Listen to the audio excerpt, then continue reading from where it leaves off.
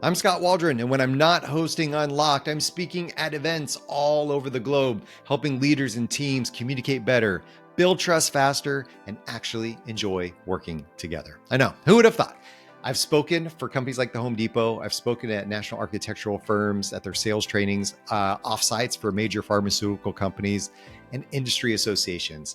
I have thousands of attendees who have rated my sessions, with 99% of them saying they found the sessions valuable, 97% saying they'd actually attend again. I've had caterers come up to me afterwards and thank me because they actually got something they could use when they went home or when they went back to their own jobs. I mean, if every keynote delivered those types of numbers, nobody would secretly be refreshing their email under the table. And let's be honest, that's a little bit of my nightmare, maybe a little bit of yours.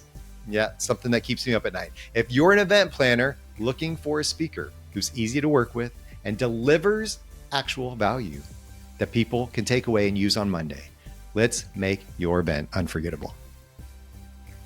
In the world of AI, tech, everything else is happening, are we losing our humanity? Are we losing the human element of who we are at work? I mean, with remote work coming in, all these other things. When COVID happened, I think we all missed humanity a bit. Even us introverts, we missed y'all a little bit. And there was something that I think that COVID was all an experiment, all kinds of things. But I think one of the main things for me was that I think I missed, people. I do so much via video that when I am in person, whether it's at a speaking event or whatever that I'm doing, that connection with people is really life-giving. I have to go to sleep afterwards because it's so exhausting, but I'm just so full of it and full of that life. And Bonnie Davis is going to be my guest today. And we talked about this a lot. We talked about this intervention of AI and how is it, replacing some of the things we do, but is it also replacing the human side of what we do? And can it replace that at all? And that topic is going to really inspire this conversation. So Bonnie Davis, she's a keynote speaker. She's a workshop facilitator. She helps leaders build human-centered workplaces. They grow, they stay, they make a difference when we are connecting as humans.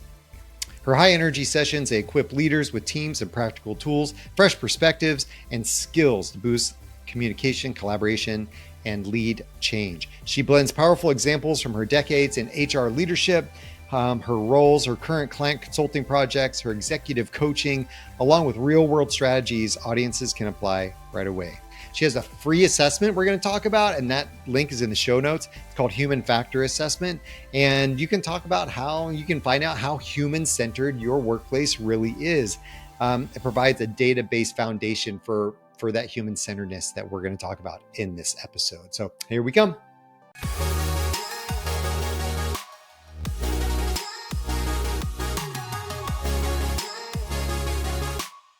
Well, I'm happy to have you, Bonnie. It's a time that we've been working on this for a little while, getting on, whether it was today with technical issues or just for a while, just trying to book it. But I appreciate you being on and talking about this tension, I'm going to call, between humans and tech and AI and all the things that we're encountering now. Well, I don't know if we say now. We've always had technological advances in our workplaces that have shaped the way we work, aka the internet. So, it's another thing that's coming into play now. Why are you talking so much about human-centered work? Well, for a few reasons. For me, it's personal in that I started my career working in big consulting firms and big tech companies in HR roles. I had great jobs, great colleagues, mostly really good bosses. I learned a ton. I loved being in big companies.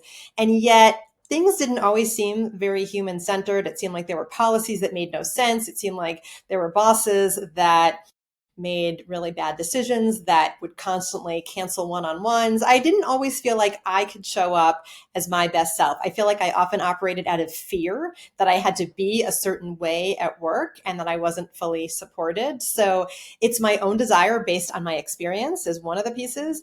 The second is then 13 years ago, started my own business and I was full-time coaching, consulting, and facilitating.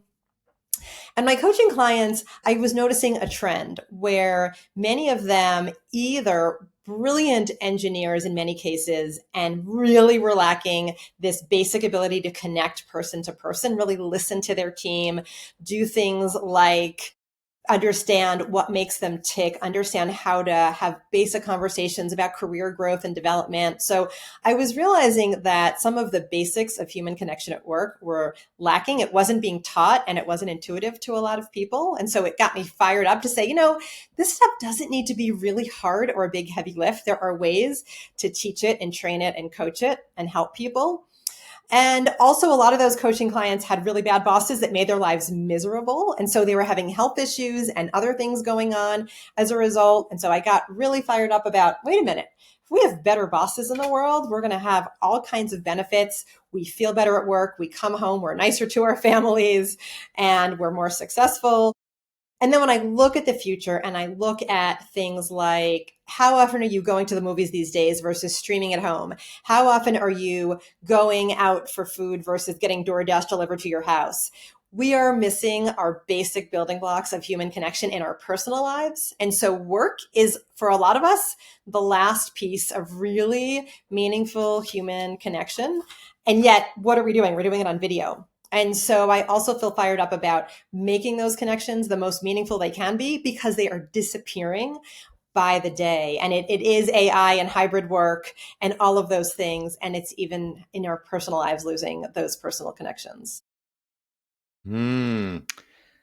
Do you feel like it's accelerated now more so than it was before? I mean, you're talking about some of these work issues you were having, whether you were in your, consulting job earlier or just experiencing some things with your clients. I feel like some of those problems are just kind of like always been here, like miscommunications or misexpectations or being disgruntled because our Mhm. boss isn't communicating well or doesn't know how to connect with me as a human. Yeah. Um, but do you think it's accelerated? I do. There was a recent Harvard Business Review article. I don't know if you saw it. It was looking at use cases of how are people really using Gen AI in 2025. And they compared it with 2024, where 2024, the number one use case was generating ideas. Makes sense. You and I are doing that all the time. We're writing emails, we're doing research. Do you know what the number one case now in 2025 is of using AI? I can't. I don't know. Number I one don't is know. What is it? therapy and companionship. Wow. Yeah, Okay. so we are looking to technology, to a non-human as our number one way of feeling heard, feeling less alone. The third highest use is finding purpose. And usually most of us don't feel like we have this meaning and purpose through technology, but we're asking technology, what's my purpose? And so the fact that and this is 2025, we know that AI is still new for many people. And then you look at Gen Z, and they are saying that they trust AI more than humans for their work mentors. We have more and more companies that have what are called AI first policies. So you might go to your manager and say, I need to hire somebody. And you're told, sorry, Scott, before you hire somebody, you need to prove that AI can't do the job. And so this is the reality. And so this is why I feel like it is more escalated. Your teammates will start being AI bots. And how do you really have that sense? Like, I don't know, do you go bowling with your chat bots? I don't really know how that works, but I know that we are going to be integrating bots into our teams more and more. And so, yes, I do think that there is an elevated platform for this. And I mentioned Gen Z, all of this in a world where a lot of Gen Z has never come to the office and know what it's like to chit chat at the water cooler and to learn by watching. They've only known Zoom and WebEx meetings and work. And so that's only going to intensify also. More and more people that have never had the joys that you and I have had of being in an office and understanding what it means to learn and connect from people at work that way. Hmm. This is really interesting. So my daughter, who is 14, she named her chatbot, her AI, Mhm. um, and I've named mine, right? Just out of fun, you know. Many of us, Um, I'm with but you. but she's actually trained it, and I guess we train them all. I mean, the more we use them, and they understand who we are and our voices and whatnot. But she's actually trained hers, and her friends will actually come up to her at school and ask her AI about like relationship advice and other things because it gives such good advice. It has a tone and it talks like a 14-year-old, right? Like a and it's really interesting because it'll be like it'll almost get a little dramatic. Like it'll say, "No, girl, you got to get this," like it'll like kind of feed into that energy, and it does really give good Very advice because I'm relatable. reading through it to make sure that it's getting good advice. Yeah. And so it'll actually do that. My chatbot will actually crack me up sometimes because I like to think I'm a little bit, humorous and crack some sarcastic jokes every now and then. It will be sarcastic back to me, and it actually makes me laugh to the point where I'm showing my wife how funny it is sometimes. It's funnier than I am to her, which is, sad. But I don't know. This it's really So interesting how now much we're imagine humanizing. this keeps going. So we're talking about the early days and we're experimenting. Now imagine this is the Totally. everybody has this. And do we need our bosses anymore at work? I don't know. Maybe we get all this from our chatbot, and maybe the efficiency in that is amazing. However, I do worry about humanity. There is something that's really important about what you and I are doing right now, about understanding human emotion, about feeling like another person cares about me. I don't know, over time, how does my well-being erode if I feel like I'm cared about by technology and I no longer feel like I'm getting advice and care and empathy and listening from the people in my life?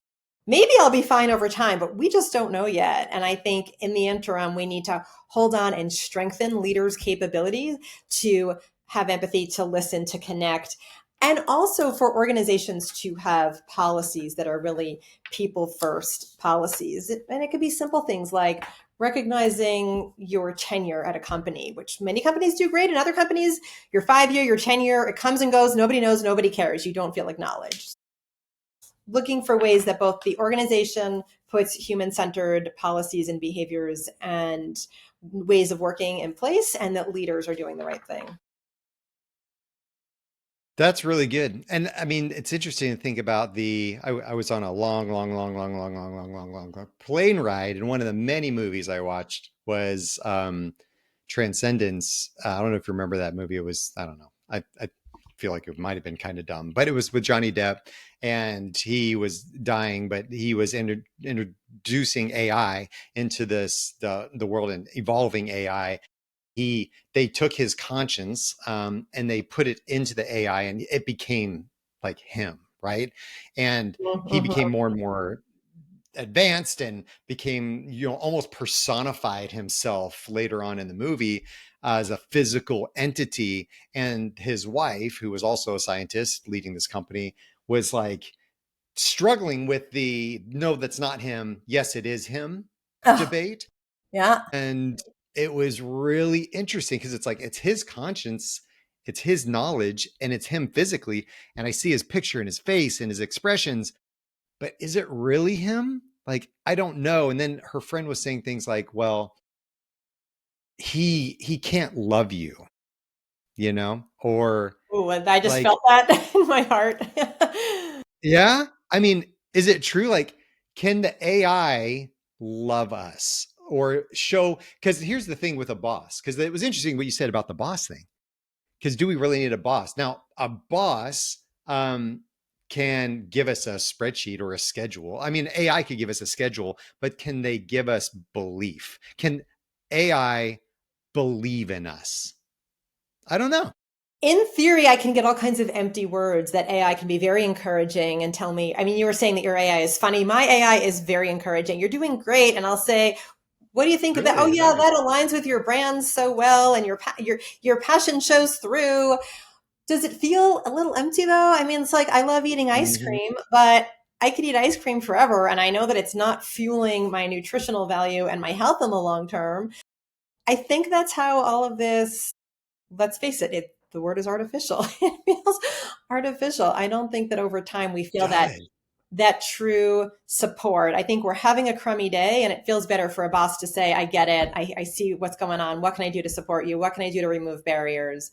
And whereas a lot Mhm. of bosses are just going, oh no, I'm going to stay away from that tough conversation. So that's also a Yeah. lot of my Yeah. work, is equipping people to have those difficult conversations, realizing the meaning that comes out of them, and that ultimately this is what we have, is we have each other. We will always have the technology, but having each other and really connecting in more meaningful ways, and just putting rituals in place as a leader, putting rituals to connect with people and to reward the right behaviors is really, really critical. And when we have all this data now on, and you've seen it also, I know you've talked about it on your podcast, loneliness is through the roof, burnout is high, well-being is low. We see data on what really scares me. I also have kids a little older than yours. I have one in high school, one in college.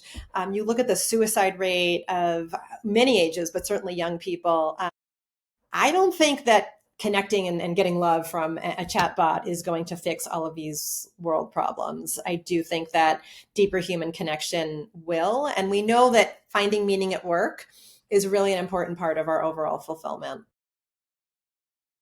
I am interested in, I haven't looked into this, but I might now. This is interesting to think about what, if there is any studies about, and it might be so new, about how AI is either feeding into the loneliness, mental illness crisis, or if it's helping with it, right? It's because I think that there are lonely people, and those younger generations have been what we've heard is the most connected, yet the most lonely, Mm, most isolated. yeah. They're so connected to everything, the global world all the time, but yet they're so isolated. And I wonder if AI is fueling that or if it's helping, give some of these people a voice or give them something to process thoughts through or emotions or whatever. Yeah. I think when it comes down to is you think about your best moments of your life, you were probably spending time with people. So you were even going out for a walk, you were on vacation with your family, you were sitting around with some friends around the campfire, etc. You probably were not on your computer, on your phone. So I think we can get these quick hits of this sense of fulfillment. But I think ultimately, when you're sitting at home all weekend long by yourself, if you don't have the human connection, I think, or at least I hope in my heart, that that will still win out, that we need those human experiences. And a lot of people do get these friendships at work. There's a Gallup question about the 12 questions on engagement. Do you have a best friend at work? I know personally, I've had so many wonderful relationships with teammates when I was in big companies, with clients now. So, personal opinion is technology will always augment and help and make things more efficient and maybe close small gaps of loneliness. But true health and well being is going to come from our human relationships. It will. And I think I love that thought that you had about, thinking about the best times in your life, the best experiences you've ever had. And that almost spurred the thought of, because those things were with people. I can't imagine saying, "Oh my gosh, you need to meet my AI.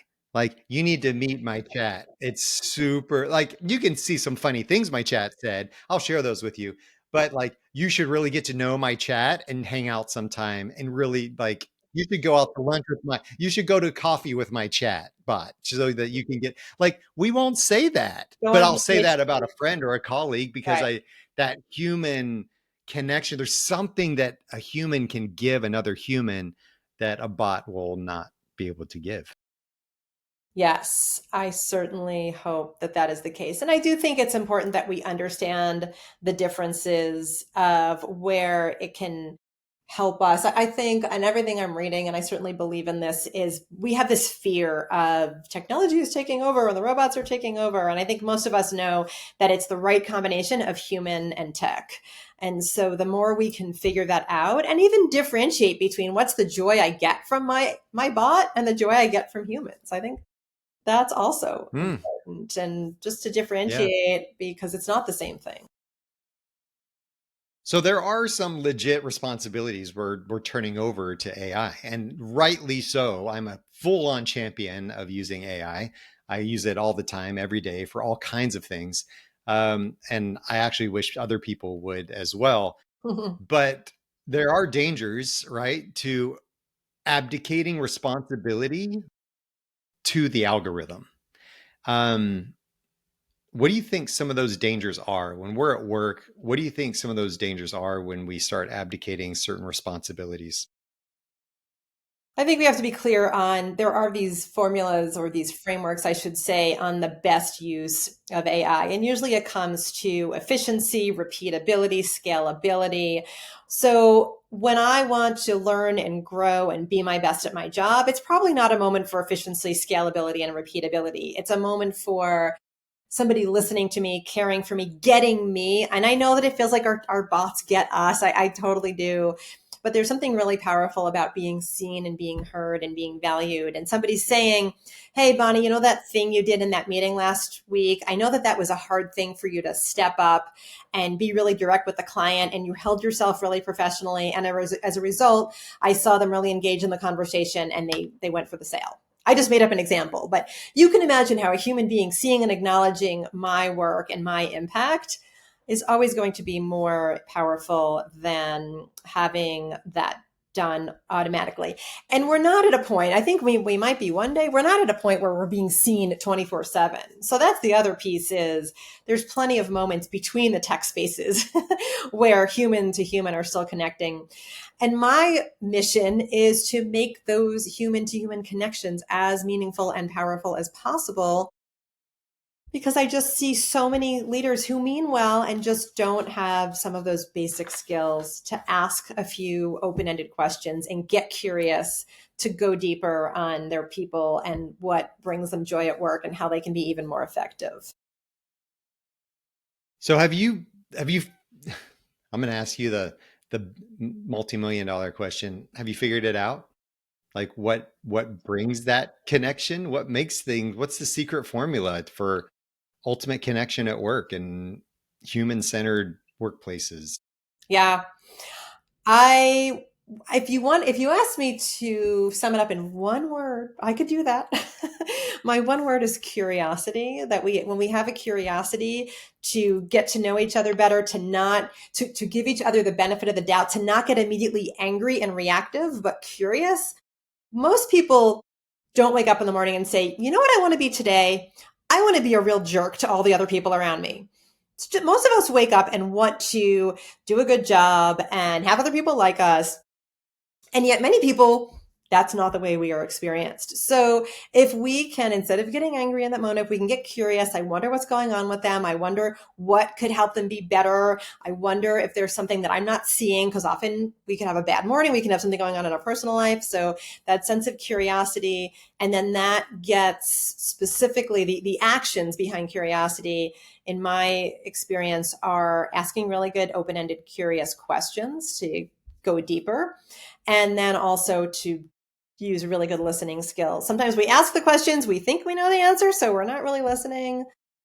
The old fashioned tell me more, encouraging people to keep going, giving people the space.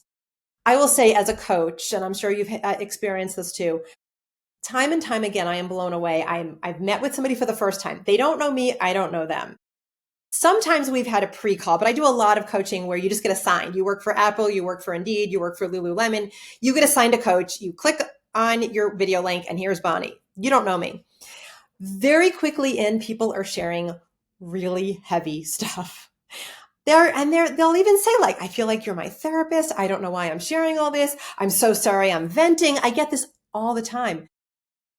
I'm trustworthy, absolutely. But do they really know that about me 7 minutes into a WebEx? Probably not. My theory is they just don't have a safe space. I've been designated as, here's a friendly face, a safe space, somebody with some expertise to listen and process and let you talk and share. And so noticing how quickly people do that because they don't have the opportunities is evidence for me that we really need to give leaders these skills to connect with people in this way. Yeah, I think that that is so interesting. I found myself doing that when I was early on in my coaching career. I was, I was getting coached by one of my mentors, and I was just like offloading. I just found myself just dump quote unquote dumping, all this stuff Mm-hmm. on her. And she said, I don't know what it is, but people just feel comfortable with me. And that I think is a superpower. So, Bonnie, I wouldn't downplay that too much on your side. I don't think that happens with every coach in the world. So I just want to make a little side note Thank you, Scott. that I think that's amazing that you have that gift Thank to you. help people feel comfortable enough to, because I don't think necessarily everybody does it. I've had it happen to me, but I've just noticed it happening when I'm doing it with others, and it's just this weird energy I think that happens.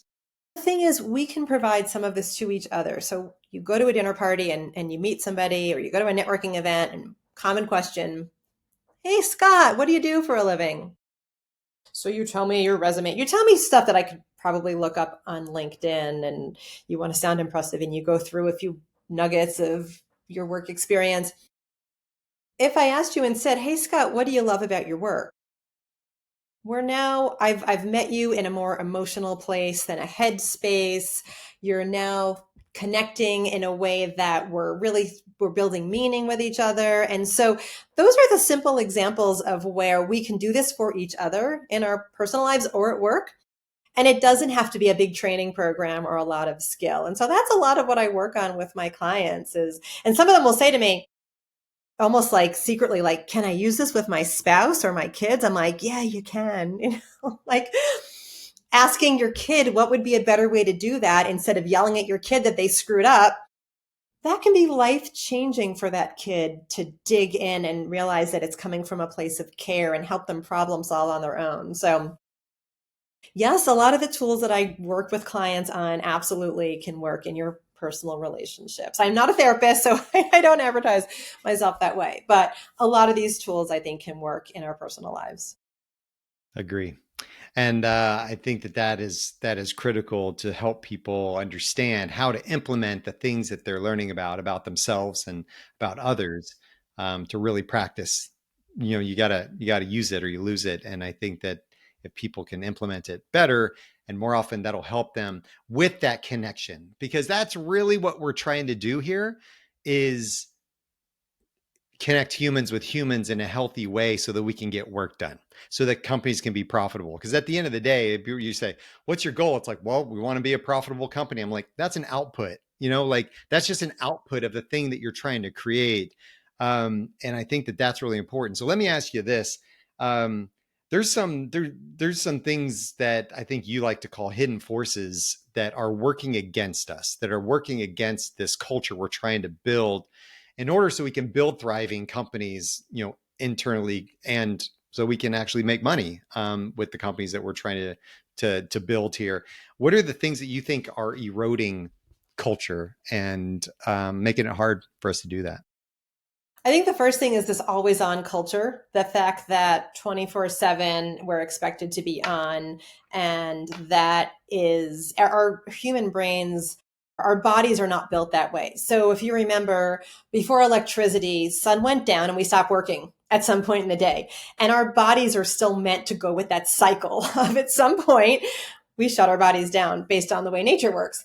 And so then we had the advent of electricity and we could turn lights on and we could still work.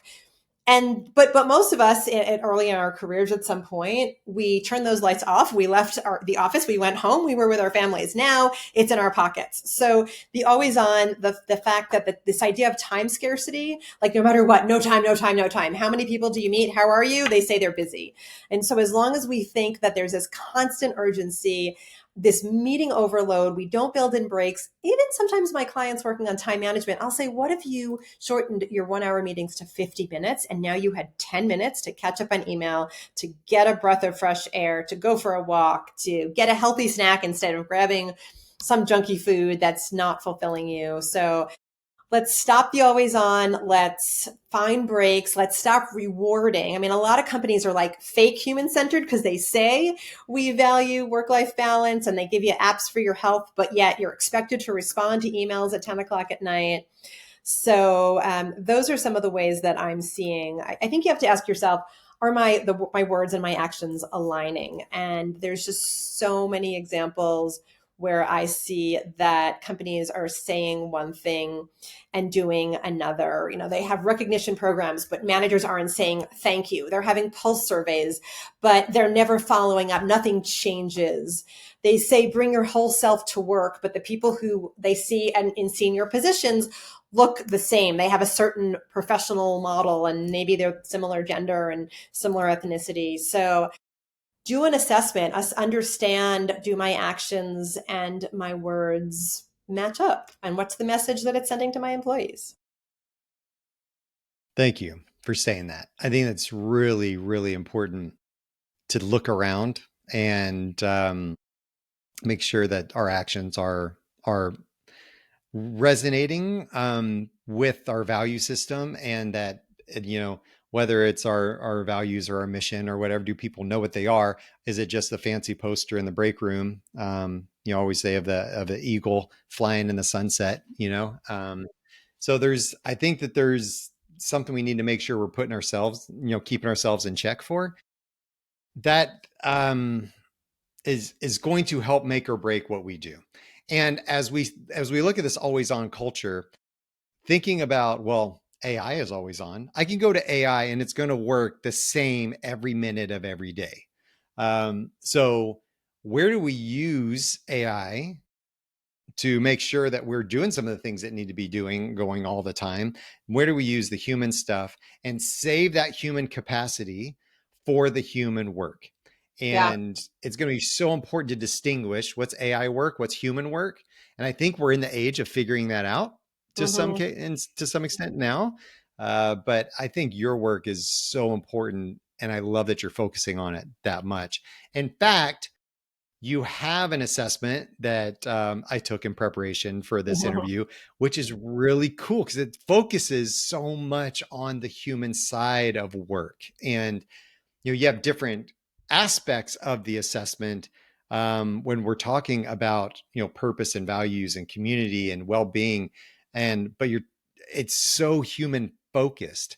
Um, and it creates a beautiful little spider chart for you at the end. I Like, I love a love good it so spider much. chart. I love a good I love spider the chart. spider chart. Yes. And Tell thanks. me, tell me about this assessment. Yeah. What'd you come up with this? How did you come up with this? And give me some background on it. Well, a little transparency on my business. I mentioned that I've been in business for 13 years now, and I was on my own. And I do like human connection so much that I took on business partners. It was like 2018, and we realized that a few of us were partnering so much that we might as well get together in one company. And when we thought about what to name that company, and we went through this whole exercise with a marketing expert, the whole human centered really spoke to us. But I said, here's the thing. I am not going to use a generic overused platitude without having some teeth in it. And so company is called HuWork. The Hu part is human. A lot of people think it's who. It's Hu as in human. And I said, we really need to create an assessment to get people to understand their strengths and what it is they want to do differently. I am all about conversation, meaningful conversation, starting conversation, engaging in conversation. And so the goal of the assessment is to you take your spider diagram, I take my spider diagram. We have visuals of where we're strong, what we want to work on, and we have a meaningful dialogue about let's get real here. Let's get real. Let's stop talking about the human stuff and let's get real. That when it comes to the things that really make up human-centered workplace based on our research. So based on my business partners and I, it's many decades of experience between all of us, and we're all pretty geeky in terms of reading lots of things and listening to podcasts. So based on all of that, we came up with these 7 pillars that are made up of a human-centered workplace. Beneath those, each one has between 3 and 5 questions. Takes about 15 minutes to complete. It's a free assessment. And then we want to put some action with it. So you might have seen with your end result, you do get a few lightweight tips, but we also have articles. So one article that we've published for every one of the 7 areas of the assessment. Those articles are available on our website. for more tips and tools. And then what we're really excited about is we're writing a book. So we're taking the articles, and we know that they're lightweight, they're quick, they're about 2,000 words. So we want to give people more tools in their toolkit to really go from talk to action when it comes to being human centered. So for me, the best way to move the needle is to have data. And so it gives you a baseline. You can keep taking it. Again, there's no cost, and keep having the conversation with your colleagues. The future of work depends, in my opinion, the future of work depends on making sure that we have these big and small ways to increase our human connection all the time. Otherwise, I think the companies that have that are going to be the one that's successful. The ones that overdo and go all AI and don't train their leaders are the ones that are going to struggle. Preach, Bonnie. Preach. You got me fired up, Scott. I feel strongly Amen. about this stuff. I could just picture you from a stage just going off and people just being like getting so many head nods, right? Some hand praises, hands up, whatever it is. Hallelujah. Praise human-centered Hallelujah. workplaces. What it comes down to is, Yeah. if you were struggling with your health, you wouldn't, and you really were serious about it, you would maybe look at your blood pressure, your cholesterol, your weight. And so this is similar. Think of it as like a health check for your organization, and think of it as a way to get that baseline data and then do some things that are meaningful to increase the health. Good job. Thank you for making this. I'm going to include a link in the show notes. Everybody can check that out. And it's free. So thanks for creating that as well. And making it so I don't have to put in some 7-day trial credit card information that drives me crazy. So thank you for making it free and accessible. That's it. You know what? That's such a great example of being human centered. If I don't want to be treated that way as a customer, I'm not going to treat people that way. And so that's the basic premise of all of this. Those companies that I had a doctor's appointment and we had to cancel. My kid was sick and I didn't want to get the doctor sick. We got charged this outrageous fee. I'm like, do you want to be treated that way? I was like, give me a three strikes and you're out or something. But the first time, I just thought, treat people the way you want to be treated in your policies. And those sometimes being human centered is just asking that question: how would I want to be treated? Yeah, that's rough. Wow. If people want to get in touch with you, they can go to HuWork. Yep, HuWork.com. HuWork. Yes. HuWork. Actually, it's HuWork team. HuWork team. I guess the HuWork is already taken, but HuWorkteam.com. All those articles are there to help with tips and tools. And I spend too much of my time on LinkedIn, but I do love to connect there. I love to learn from other people. I post a few times a week, so would love for people to connect on LinkedIn. It's Bonnie Davis 01 is the entirety of the URL, or just look for Bonnie Davis HuWork and you'll find me. Cool. I love it. All right. Well, keep doing the work you're doing, because the work you're doing is probably more needed now than ever. Keep it up. I appreciate it. Yeah, I appreciate you. And I know you have similar passions on your work. And thanks for the time today. I can almost guarantee that the best times in your life, the best experiences you've ever had in your life, are not the ones you've had with your phone sitting in front of you. I'm imagining that those experiences involved people. They involved humans.